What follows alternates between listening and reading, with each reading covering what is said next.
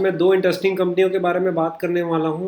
तो सबसे पहले मैं आपको चार्ट पे दिखाऊंगा कि चार्ट में ऐसा क्या पैटर्न बन रहा है, हमको क्या देखना चाहिए। हमको सबसे पहले फर्स्ट स्टेप हमारा क्या, स्क्रीनिंग या स्कैनिंग क्राइटेरिया जो रहता है उसमें हम क्या देखें, ठीक है। फिर चार्ट में एक बार वो फिल्टर आउट हो जाता है, उसके बाद फिर हम अपनी वॉच लिस्ट में डालते हैं। फिर ट्रिगर फाइंड आउट करते हैं कि फंडामेंटल ट्रिगर्स क्या प्ले आउट हो सकते हैं, ठीक है, जो हमको आने वाले समय बहुत अच्छी अर्निंग्स ग्रोथ रहे कंपनी की, क्योंकि अर्निंग्स ग्रोथ रहेगी तभी वो स्टॉक पैसा बना के देगा। तो फ्रेंड्स सीधा चलते हैं वीडियो में। और वीडियो स्टार्ट करने से पहले मैं आपको बता दूं, मतलब कंपनी का नाम लेने से पहले मैं आपको बता दूं कि this is not a buy sell recommendation, this video is only for educational purpose. तो सबसे पहली कंपनी जो है फ्रेंड्स वो है यथार्थ हॉस्पिटल, ठीक है।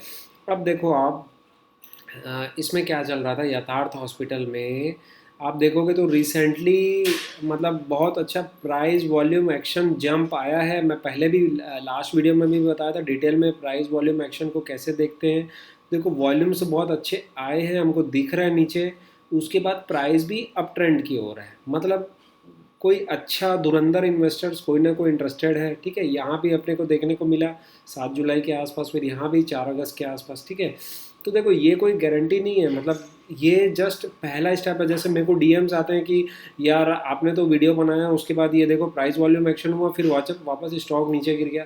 तो यही समझने वाली बात है। देखो ये फर्स्ट स्टेप है, स्क्रीनिंग क्राइटेरिया। पहले हम देखें, मतलब शॉर्ट लिस्ट करें, वॉच लिस्ट बनाएं एक कंपनियों की। भाई 2,500 कंपनियां, उसमें से 100-200 कंपनियां अगर अच्छा परफॉर्म करें, जिनके चार्ट स्ट्रॉन्ग है, पैटर्न्स अच्छे बन रहे हैं और अर्निंग्स में ग्रोथ आया, उसके बाद आप 10, 20, 30, 40 शॉर्ट लिस्ट करोगे, वॉच लिस्ट में ऐड करोगे, तब तो आप जाके स्टडी कर पाओगे। नहीं तो क्या 2,500 कंपनियों को कौन पढ़ पाएगा, एक इंडिविजुअल इन्वेस्टर पढ़ पाएगा कि नहीं। तो पहले हमको स्क्रीन करना रहता है, पहला स्टेप यही रहता है।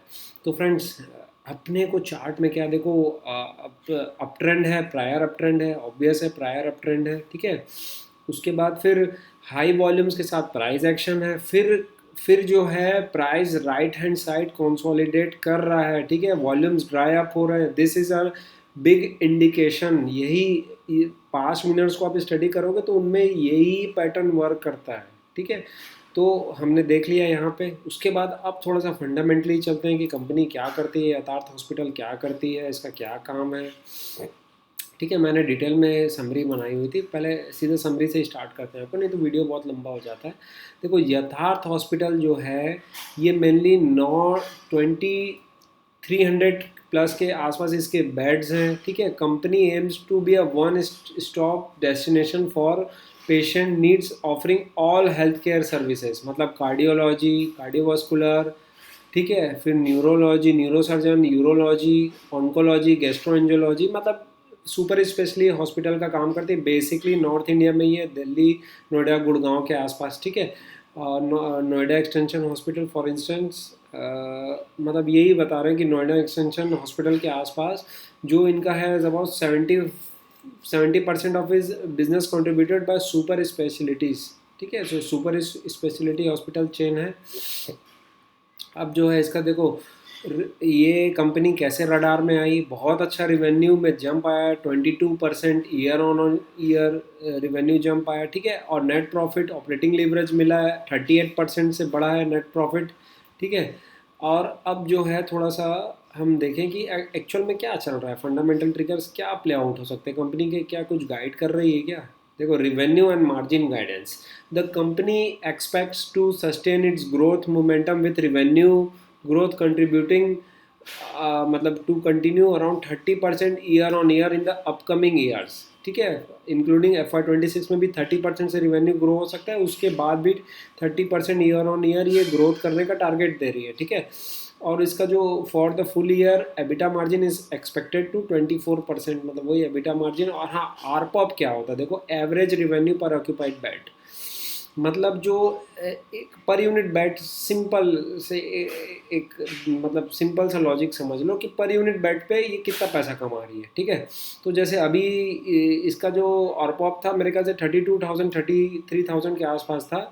जो न्यू हॉस्पिटल्स इसने अभी 2 हॉस्पिटल्स, मतलब इस Q2 में ही जुलाई अगस्त में ही 700 बेड का और हॉस्पिटल इसने ओपन किया है। तो वो कह रहे हैं कि 38,000 के आसपास आरपॉप जनरेट करेगा, ठीक है। तो देखो ग्रोथ ड्राइवर्स क्या क्या हो सकते हैं, देखो थोड़ा सा मैं चलो इसका टेबुलर फॉर्म में ही दिखा देता हूँ आपको। टेबुलर फॉर्म में भी बहुत अच्छा एआई से मैंने निकाला हुआ था समरी। अभी क्या है देखो, इन्होंने एक तो 300 बेड का न्यू दिल्ली में हॉस्पिटल खोल दिया, फिर फरीदाबाद में 400 बेड का खोल दिया Q2 में ही, अभी इस क्वार्टर में ही जब हम देख रहे हैं अगस्त में ही फरीदाबाद में मतलब जस्ट स्टार्ट हो जाएगा, ऑपरेशनल हो जाएगा, इनका ये कहना था। 700 बेड का तो अभी कैपेसिटी एक्सपेंशन कर लिया, ठीक है। उसके बाद फिर ये और बोल रहे हैं FY 26-27 में 200 बेड्स, 250 बेड्स ऐसा करके। मतलब अब देखो FY 28 तक ये 3000 बेड्स में जाना जाते हैं। करंटली कितना 2300 के आसपास, ठीक है।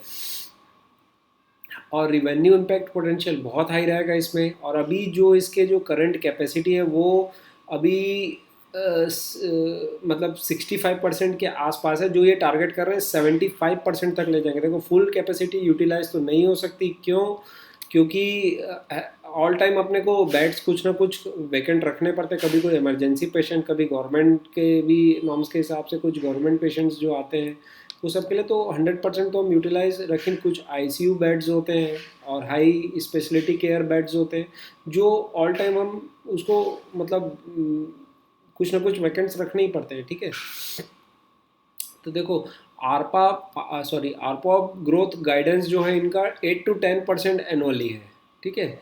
अब जो है जो एक और रिवेन्यू मिक्स जो हमको ग्रोथ ट्रिगर अपने को देखना चाहिए जो चल रहा है इसमें, जो ऑन्कोलॉजी वाला सेक्टर है, देखो ये बहुत डिसअपॉइंटिंग बात है कि मतलब कि ऑन्कोलॉजी जो पेशेंट्स बढ़ रहे हैं, नंबर ऑफ पेशेंट्स, ठीक है, हॉस्पिटल्स की जितनी डिमांड है उसके बहुत कम है अभी ऑन्कोलॉजी में। तो रिवेन्यू ग्रोथ जो आई है ऑन्कोलॉजी इस वाले सेगमेंट में 50% के आसपास आई है। और इसमें इनका क्या है कि आरपॉप भी ज़्यादा है। मतलब ये प्रोडक्ट हायर वैल्यू सेगमेंट वाला हाई मार्जिन वाला सेगमेंट है ये। तो ये अभी अभी अराउंड 10% के आसपास टोटल रेवेन्यू कंट्रीब्यूट कर रहा है, जो ये आगे गाइड कर रहा है कि 15% के आसपास रहेगा, इन्होंने रिसेंट कॉन कॉल में कहा, ठीक है। अब ये वही बोल रहे हैं स्पेशलिटी मिक्स, मतलब जहाँ पे मार्जिन हाई है ये वहीं टारगेट कर रहे हैं, cardiology, oncology, neurosciences, gastro and ortho, ठीक है। Radiation oncology expansion to new facilities FY 26 FY 27 में। और हाँ, एक और जो ट्रिगर प्ले आउट हो सकता है, ये जो गवर्नमेंट बिजनेस है, मतलब जो गवर्नमेंट के थ्रू जैसे कोई पेशेंट इलाज कराता है फिर गवर्नमेंट उसको फंड करती है, तो गवर्नमेंट बिजनेस डिपेंडेंसी जो है उसको ये 40% से 35% ले आए हैं। और FY 28 तक ये और टारगेट कर रहे हैं कि 25% के बिलो उसको ले जाएंगे, ठीक है। तो मतलब कैश में काम होगा, उधारी वाला कोई काम नहीं रहेगा, मतलब बहुत कम हो जाएगा उसका जो रेवेन्यू कंट्रीब्यूशन है।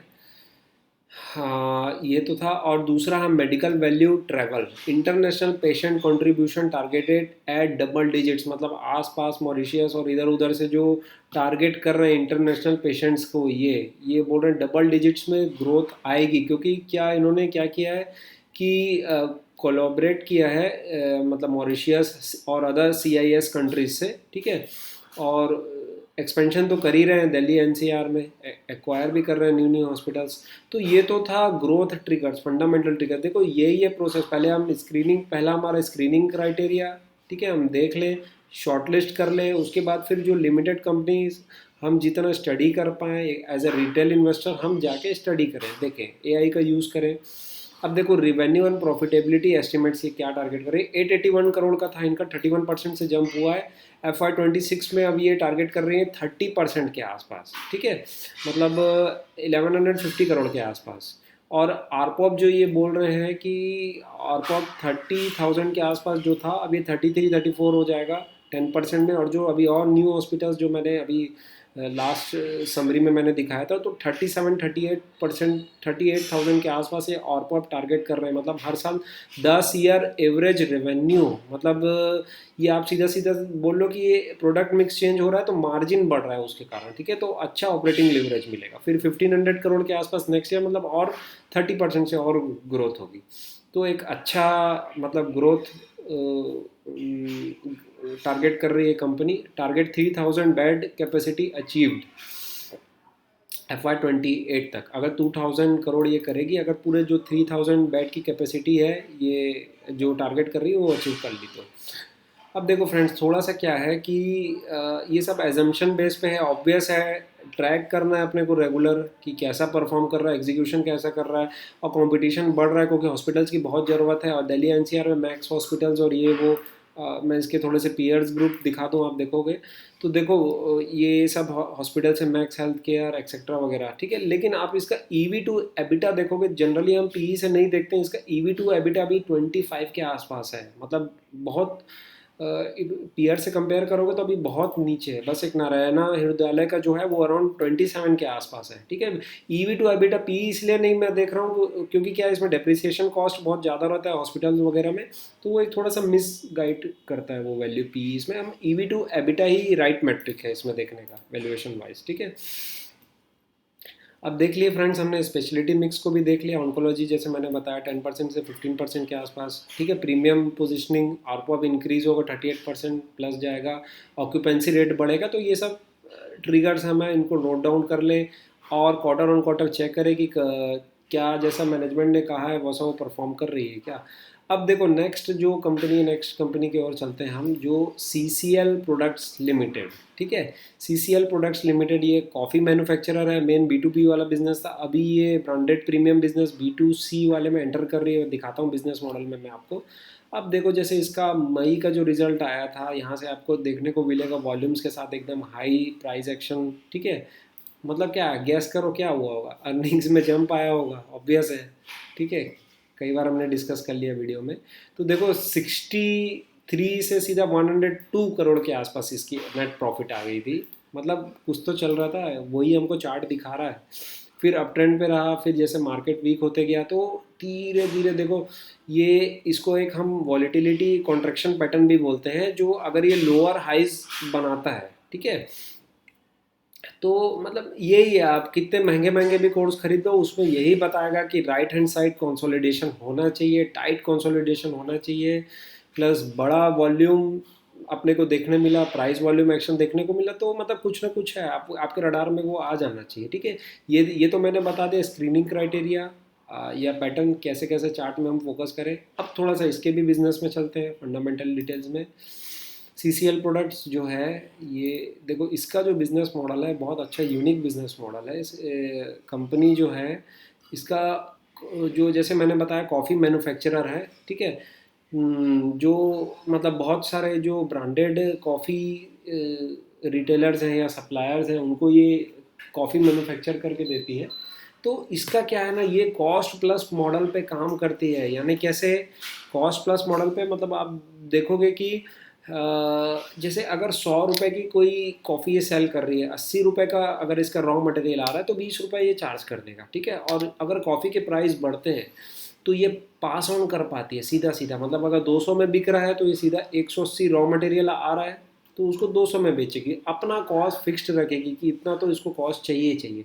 अब इसमें दो फायदे हैं देखो, अगर कॉफ़ी प्राइस बढ़ जाते हैं तो ये सीधा सीधा कस्टमर को पास ऑन कर देता है, पहले से ही कॉन्ट्रैक्ट ले लेता है। ऐसा नहीं कि रॉ मटेरियल परचेस कर लिया महंगे में, फिर कॉफ़ी प्राइस लो हुए तो कम में देगी अपने क्लाइंट्स को, ऐसा नहीं होता इसमें। इसके केस में यही इसका यूनिक बिजनेस मॉडल है। जैसे रॉ मटेरियल 180 में परचेस किया तो आने वाले 3-4 महीने के लिए जितने का भी ये कॉन्ट्रैक्ट लेती हैं, ठीक है, उतने का स्टॉक करती हैं, उतना सप्लाई करती है। फिर जैसे कॉफ़ी प्राइस रिवाइज होता है, मान लीजिए अभी 180 से 200 में ये सेल कर रहे थे, अब कॉफ़ी प्राइस रॉ मटेरियल 80 रुपये आ गया तो 20 रुपये जोड़ेगी, 100 में ये सेल आउट करेगी, कॉन्ट्रैक्ट कर लेगी आने वाले जो भी 2-4-6 महीने के लिए इसके जो सप्लायर्स हैं उसको। तो इसमें क्या होगा देखो, क्या है, रॉ मटेरियल सस्ता पड़ा, ठीक है, कॉस्ट तो उतना ही ये चार्ज करे, लेकिन एज अ परसेंटेज टर्म्स में आप देखोगे तो 20 रुपये 20% होता है 100 रुपये का, ठीक है। तो मार्जिन बढ़ जाता है, एबिटा मार्जिन। अभी बहुत समय से कोविड के समय के आसपास से देखो कॉफ़ी प्राइस मतलब पीक पे चल रहे थे, अब वो रिड्यूस होना स्टार्ट हुए हैं तो मार्जिन इसके इम्प्रूव होने, एबिटा मार्जिन बढ़ेंगे, ठीक है। आई होप क्लियर है, एक बार रिवाइंड करके आप देख लेना, नहीं तो DM कर लेना, मैं और डिटेल में समझा दूंगा। तो जैसे this model ensures the fluctuation in coffee prices whether increasing और decreasing do not affect margin profile, ठीक है। Pass price drop can be pass on to customers immediately as contracts are made at current prices. यही मैं just बताने वाला था आपको। The company practices a discipline inventory management, ये सब हो गया बिजनेस मॉडल, ठीक है। अब जो है देखो, ईयर ऑन ईयर जो ग्रोथ आया है अराउंड अराउंड 37% का रेवेन्यू में ग्रोथ आया है, ठीक है। और net profit around around 72 crore के आसपास। Let's have a look. हाँ, 72 करोड़, मतलब ऑपरेटिंग लिवरेज नहीं मिला है, रेवेन्यू बहुत बड़ा। कंपनी मार्जिन्स रिड्यूस हुए, ऑपरेटिंग मार्जिन्स इस क्वार्टर में, ठीक है। अब कैपेक्स वगैरह कर रही है, नए प्लांट से इन्होंने कैपेसिटी अपनी डबल कर ली है, एक बार वो भी देखेंगे अपन, ठीक है। देखो, capital work in progress 500 crore, अभी भी 500 करोड़ के आसपास चल रहा है। तो ये था जो इन्होंने, जस्ट अ सेकेंड, ठीक है। हाँ, क्यों कम हुआ? Depreciation showed a 45 year on a year increase and 24 पर, जैसे वही मैंने बताया आपको कि इसके नेट प्रॉफिट क्यों इतना कम हुआ है, क्योंकि इसका डेप्रिसिएशन बहुत ज़्यादा बढ़ गया, ठीक है। डेप्रिसिएशन बढ़ गया, हमको दिख जाएगा बैलेंस शीट में, है ना। मतलब लास्ट टाइम 23 था और 34 करोड़ के आस, मतलब कैपेसिटी अपनी डबल की है, एम्प्लॉय कॉस्ट बढ़े हैं, डेप्रिसिएशन बढ़ गया है, इसी नाम से पैट मार्जिन इनके कम हुए हैं। और इंटरेस्ट कॉस्ट भी, इंटरेस्ट लिया था भाई, फैक्ट्री खोलेंगे तो पैसा ब्याज मिलेंगे तो इंटरेस्ट तो भरना ही पड़ेगा। अब आने वाले समय में ये वही टारगेट रखने, expected to decline to improve cash flows और reducing vertical sorry working capital requirements. अब ये टारगेट कर रहे हैं कि इंटरेस्ट कॉस्ट इनका रिड्यूस हो है। अब जो है मेन है, जो रिवेन्यू गाइडेंस इन्होंने दिया 15 to 20% का ईयर ऑन ईयर, जो 3 से 4 साल तक मेंटेन रहेगा, ठीक है। और वॉल्यूम ग्रोथ भी अभी डबल डिजिट रहा इनका, लगभग Q1 में हम देखें तो। दूसरा जो था, इसके जो की ग्रोथ ड्राइवर्स हैं जो हम फोकस करना चाह रहे थे कि क्या है ना, इसका देखोगे आप, डोमेस्टिक B2C एक्सपेंशन हो रहा है, मतलब ब्रांडेड बिजनेस में एंटर कर रही है। अभी तक तो ये मैन्युफैक्चरर को, मतलब जो अदर रिटेलर्स हैं उनको मैन्युफैक्चर करके देती थी, अब ये जो है अपने B2C वाले सेगमेंट में भी एंटर कर रही है ना। इसका भी डिटेल में हमने वीडियो कवर किया था, वो आप देख सकते हैं हमारे चैनल में, CCL प्रोडक्ट्स लिमिटेड के नाम से। तो इससे ये 400 to 500 करोड़ रिवेन्यू जनरेट करेंगी, मतलब ये हाई वैल्यू वाला प्रोडक्ट रहेगा, ठीक है। मार्जिन ज़्यादा रहेंगे, होलसेल बिजनेस में ऑब्वियस है मार्जिन कम रहता है, इसमें मार्जिन ज़्यादा रहेंगे। तो यही है कैपेसिटी, जो इनका मेन जो ट्रिगर प्ले आउट हो रहा है, कैपेसिटी डबल कर चुके हैं ये, ठीक है। Existing capacity is running at full utilisation, और न्यू कैपेसिटी जो है सिर्फ 10 to 15% यूटिलाइजेशन पे है। मैंने क्या कहा, डेप्रिसिएशन बढ़ गया, एम्प्लॉय कॉस्ट बढ़ गया, कैपेसिटी बढ़ा ली, इंटरेस्ट कॉस्ट भी बढ़ गया, और कैपेसिटी अभी सिर्फ 10 to 15% ही यूटिलाइज हो पा रही है, जो न्यू प्लांट इन्होंने ओपन किया, ठीक है। तो एग्री टोटल एवरेज कैपेसिटी अभी 60% ही है, तो उसको ये आने वाले समय में बढ़ सकती है, ट्रैक करें हम रेगुलर, ठीक है। और ये थोड़ा सा ऐसा है ना कि देखो, ये उस टाइप का बिजनेस है, रॉ मटेरियल अप डाउन होते हैं कॉफ़ी के प्राइसेस, तो थोड़ा सा बिट सिक्लिकल नेचर वाला बिजनेस है, तो इसको थोड़ा सा स्ट्रिक्ट ट्रैक करना पड़ता है अपने को। बाकी मैंने फंडामेंटल्स आपको बताया ताकि आपको क्लियर हो बिजनेस मॉडल और वो सब, ठीक है। प्राइमरी ग्रोथ ड्राइवर वही कैपेसिटी एक्सपेंशन हुआ, ठीक है। और ऑपरेटिंग लीवरेज बोल रहे हैं, वियतनाम से वाले जो वहाँ से जो ऑपरेशन है वहाँ से इनको ऑपरेटिंग लीवरेज मिल सकता है। ब्रांडेड बिजनेस स्केल अप 400 और 500 करोड़ के आसपास एनुअली वो टारगेट करना चाह रहे हैं। रिवेन्यू एस्टिमेट देखो, 3 केस बताया है ये नहीं, बहुत अच्छा, 3600 करोड़ भी एक्सपेक्ट कर सकते हैं conservative side, normal side 3700 crore के आसपास, और ऑप्टिमिस्टिक साइड 3850 करोड़ के आसपास, ठीक है। तो यही है फ्रेंड्स, इन्वेस्टमेंट रैशनल जैसे कैपेबिलिटी Q1 37% में किया है, मेकिंग द फर्स्ट क्वार्टर पहली बार ऑल टाइम हाई रिवेन्यूज़ आए 1000 करोड़ के आसपास, है ना। और इसका जो है RS रेटिंग भी बहुत हाई है अभी, है ना, बहुत अच्छी चल रही है RS रेटिंग भी। तो रडार में देखें, डेट रिडक्शन वगैरह होता है, और तो पैट मार्जिन इंक्लूड होंगे, कैश फ्लोज बढ़ेंगे। तो ये फंडामेंटल टिकर्स हमको जाके ढूंढने चाहिए एक बार हमारा स्क्रीनिंग वाला प्रोसेस कंप्लीट हो जाता है। Just process to help you how to मतलब short list and limited stocks में कैसे हम फोकस करें। तो फ्रेंड्स, इसी टाइप के वैल्यूएबल वीडियोस के साथ भी नेक्स्ट टाइम हम आपसे मिलेंगे। तब तक के लिए जय हिंद दोस्तों।